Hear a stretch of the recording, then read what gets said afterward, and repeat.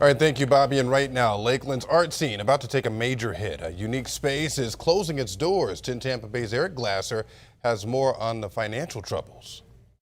For the past few years, this refurbished, revitalized warehouse near downtown Lakeland has been home to Artifact Studio, sort of an art incubator, a spot for local artists to hone their skills and put their creativity on display. Oh, by no means. We're not celebrating the end of that landlord-tenant relationship. There is some contradiction about what's behind the Community Redevelopment Association's decision to now evict Artifact.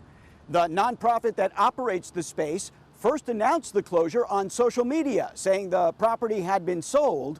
But the CRA says that's not the case. Rather, Artifact Studios, they say, had failed to pay rent since March, with an overdue balance now of over $10,000. And so began to talk about whether they would be able to sustain sort of their tenancy there long term. And through those discussions, arrived at what ultimately was a mutual decision to terminate the lease. Many in the community also see the closure as a loss for Lakeland, which prides itself on its artistic scenery.